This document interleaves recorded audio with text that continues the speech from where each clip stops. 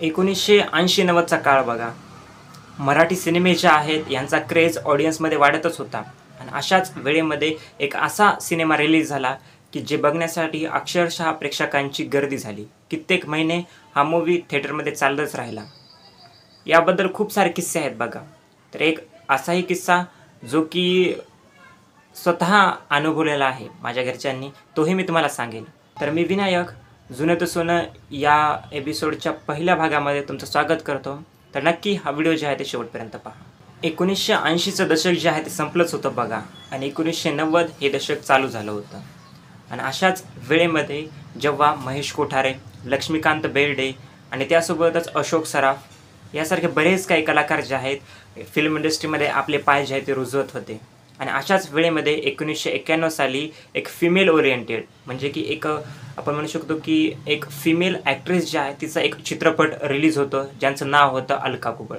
अलका कुबलसोबतच अजिंक्य देव, त्यासोबत विक्रम गोखले आणि त्यासोबत बरेच काही कलाकार या चित्रपटामध्ये लीड कास्टमध्ये होते. हा चित्रपट जो आहे 1991 साली थिएटर्समध्ये रिलीज होतो आणि अक्षरशः धुमाकूळ घालून देतो. या चित्रपटाने त्या वेळेमध्ये 1991च्या काळामध्ये जेव्हा की तिकिटांची प्राईस मला नक्की माहिती नाही, पण 1-2 रुपये असू शकते. त्यावेळेमध्ये या चित्रपटाने जवळपास 12 कोटी रुपयांची कमाई केली. म्हणजे तुम्ही विचार करू शकता की किती क्रेज होता. जवळपास 12 कोटी लोकांनी हा चित्रपट बघितला असेल किंवा त्यापेक्षाही जास्त. तेव्हा 12 कोटी या चित्रपटाची कमाई झाली असेल. अख्ख्या महाराष्ट्राला भारावून सोडणारा चित्रपट. तुमची अपशकुनी मुलगी सासरला चालली बाबा, सासरला. फक्त एक वेळ मला आशीर्वाद द्या बाबा. प्रत्येक स्त्रीच्या मनात. आता मराठी प्रोड्युसर्स आहेत, दिग्दर्शक जे आहेत यांच्याकडे कसं असतं माहिती आहे का, एक लिमिटेड बजेट असतं. त्यामुळं तेव्हा हा चित्रपट जेव्हा रिलीज झाला तेव्हा सुरुवातीला याला 3-4 ठिकाणीच रिलीज करण्यात आलं. सांगली, कोल्हापूर, इचलकरंजी अशा ठिकाणी या मूवीला सुरुवातीला रिलीज करण्यात आलं. परंतु या मूवीचा क्रेज बघता, ऑडियन्समधला सपोर्ट बघता या मूवीला, या चित्रपटाला नंतर पुणे, मुंबईसह संपूर्ण महाराष्ट्रभर जे आहे ते रिलीज करण्यात आलं. आणि या चित्रपटानं नंतर काय केलं हे तर तुम्हाला काही वेगळी सांगायची काही गरज नाही. या चित्रपटा जेव्हा रिलीज झाला होता बघा तेव्हा एक वर्तमानपत्रामध्ये एक न्यूज जी आहे खूप पसरली होती, जे की मलाही माहिती नव्हतं. परंतु मी आता जेव्हा इन्फॉर्मेशन काढली तेव्हा मला समजलं की हा चित्रपट जेव्हा रिलीज झाला होता बघा तेव्हा हा चित्रपट बघण्यासाठी एक आंधळा व्यक्ती देखील आला होता आणि त्याने उभा टाकून हा संपूर्ण चित्रपट जो आहे तो बघितला होता. प्रेक्षकांच्या अशा भरभरून लाईन लागायच्या बघा. जवळपास कित्येक महिने हा मूव्ही थिएटर्समध्ये चालला. मला वाटतं प्रभात नावाचं थिएटर आहे त्या ठिकाणी तर 75 आठवड्यापेक्षाही हा चित्रपट जास्त थिएटर्समध्ये चालून होता. तर यावरतून तुम्ही क्रेज समजू शकता की कशा प्रकारचा क्रेज होता. तर या ठिकाणी मी एक गोष्टही नमूद करू शकतो, ती अशी की अजिंक्य देव यांचा एक इंटरव्ह्यू देखील बघितला ज्यामध्ये त्यांनी माहेरची साडी, तुम्ही नक्की बघितलं असेल, माहेरची साडीबद्दल एक गोष्ट सांगितली कशा प्रकारचा अल्टिमेट क्रेज होता या चित्रपटाचा. ते फिल्म इंडस्ट्रीमध्ये एक हिंदी चित्रपट शूटिंग करत होते ज्यामध्ये की अक्षय कुमार, कमल हासन यासारखे कलाकार होते. त्या ठिकाणी लांबून 3-4 व्यक्ती ज्या आहेत, बाया ज्या आहेत त्या आला आणि त्यांना वाटलं की आता अक्षय कुमार किंवा कमल हासन यांच्या फॅन्स असतील. फिल्म सिटीमध्ये शूटिंग चालू होती. तर त्या जसं जसं जवळ येत होता तसं त्या डायरेक्ट अजिंक्य देव जवळ आल्या आणि त्यांच्या पाया पडायला लागल्या. त्या म्हणल्या की भाऊ असावा तर तुझ्यासारखा. म्हणजे विचार करू शकता तुम्ही किती रिअल लाईफशी लोकांनी रिलेट केलं त्या मूवीला. ग्रुप स्टुडिओमध्ये शूटिंग करत होतो. नाही सॉरी, कमालिस्तानमध्ये. आणि तिकडे पांडव नावाच्या चित्रपटात शूटिंग. अक्षय, मी, पृथ्वी आणि Pankaj Dheer, Raj Sippy, W Sippy was director. आणि जेलचा सिक्वेन्स. आणि लकीली त्या दिवशी कमालिस्तानला काही जास्त शूटिंग नव्हतं, संडे होता. आणि तिकडनं 5-6 गावातल्या बायका तिथनं यायला लागल्या. थोड्या जवळ आल्यानंतर त्यांनी बोटं वगैरे करायला लागले. अक्षय तेरे फॅन जागे, गाववाले तेरे फॅन जागे, असं तसं झालं. डड्डू असेल बस. ते आले, जवळ आले आणि माझ्या पायात पडले, माझा हात धरला. अरे भावा, तुझा हात गेला नाही, किती प्रेम, तुझ्यासारखं भाऊ सगळ्यांना लाभ. हे बाकीचे सगळे उठून निघून गेले. त्यांना लाज वाटली की this is the popularity of that film that I got. याबद्दल एक माझ्या घरच्यांचाही एक किस्सा मी तुम्हाला सांगतो. मी राहतो बघा परभणी या शहरामध्ये, परभणी या जिल्ह्यामध्ये. आणि गोष्ट देखील त्याच वेळेची आहे जेव्हा 1991चा हा काळ चालू होता.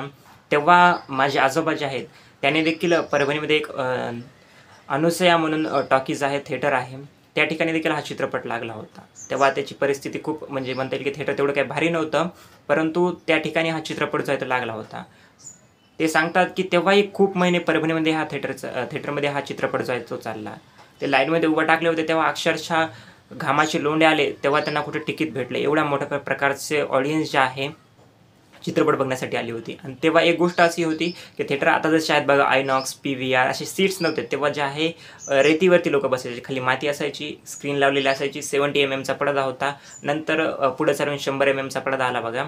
आणि तेव्हा लोक खाली बसायचे आणि तेव्हा त्यांनी हा चित्रपट बघितला. तर या ठिकाणचे जे अनुसया थिएटरचे जे मालिक आहेत त्यांनी काय केलं, एका दिवशी ते असं म्हणतात की हा चित्रपटमुळे त्यांना एवढा फायदा झाला की त्यांनी जे आहे एका दिवशी संपूर्ण जे येणारे प्रेक्षक आहेत, स्त्रिया ज्या आहेत, त्यांना जवळपास साड्या वाटल्या होत्या. म्हणजे विचार करू शकता एका थिएटर मालकाला किती फायदा झाली असेल की तेव्हा त्याने स्वतःच्या स्वखर्चातून एका येणाऱ्या प्रेक्षक जे आहेत त्यांना साड्या वाटल्या.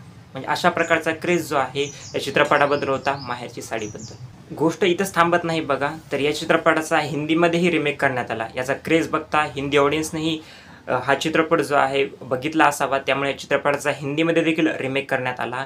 आणि यानंतर तर मग फिमेल ओरिएंटेड स्त्रियांच्या अवतीभोवती फिरणारे खूप सारे सिनेमे जे आहे ते रिलीज झाले. सध्याही तुम्ही बघितलं असेल बाई पण भारी देवा, त्याचा एक सिक्वेल येत आहे आई पण भारी देवा, नाच ग घुमा, यासारखे फिमेल ओरिएंटेड सिनेमे चित्रपट जे आहेत ते येत आहेत. याच कारणामुळे, कारण की ऑडियन्स जे आहेत कनेक्ट करू शकत आहेत, त्यामुळे ओव्हरऑल हे चित्रपट जे आहेत अशा प्रकारचे रिलीज होऊ शकतात बघा. तर या गोष्टीचा आउटपुट काय भेटला बघा की माहेरची साडी एवढा मोठा सुपर हिट झाला. प्रेक्षकांनी एवढं डोक्यावरती घेतलं की हा चित्रपट जो आहे माहेरची साडी हा आता देखील मराठीमधील सर्वात जास्त हिट झालेला सिनेमा आहे. एक कल्ट क्लासिक मूवी आहे. बऱ्यापैकी ऑडियन्स तुम्ही जर नक्कीच तुमच्या वयोवृद्ध आजी असतील, आजोबा असतील किंवा आईही असेल, यांना जर विचारलं असेल तर त्यांच्यामध्ये किती मोठ्या प्रकारचा क्रेज आहे. आणि नक्कीच टी व्हीवरती लागल्यानंतर आजही प्रेक्षक जे आहेत हा चित्रपट बघण्यास हमखास टी व्हीवरती जे आहे ते नक्कीच बघतात. आणि मेन गोष्ट म्हणजे की त्यानंतर जेव्हा हा चित्रपट एवढ्या मोठ्या लेवलवरती चालला, त्यानंतर फिमेल ओरिएंटेड मूव्हीज ज्या आहेत, स्त्रियांविषयी वेगवेगळ्या विषयांवरती येणारे सिनेमे जे आहेत खूप सारे रिलीज होत आले आणि आणखी रिलीज होत आहेत बघा. ऑडियन्स जे आहेत नक्कीच त्या चित्रपटांना मराठी असतील किंवा हिंदी असतील या सर्व किंवा वेगवेगळ्या दोन्हीच लँग्वेज म्हणून नाही, सर्वच सिनेमे जे आहेत त्यांना सपोर्ट जे आहेत ते करत आहेत. तर तुम्ही हा जो सिनेमा आहे माहेरची साडी याबद्दल तुमचे काही किस्से असतील तर नक्की मला कमेंट सेक्शनमध्ये कळवा. जर टाईम मिळाला तर मी नक्की त्यांनाही माझे किस्से जे आहेत यामध्ये ही जी लीग आहे यामध्ये इन्क्लूड करेल. तुमचंही मत नक्की मला कमेंट सेक्शनमध्ये कळवा की तुम्ही माहेरची साडी हा सिनेमा थिएटरमध्ये बघितला होता का नाही. धन्यवाद. थँक्यू.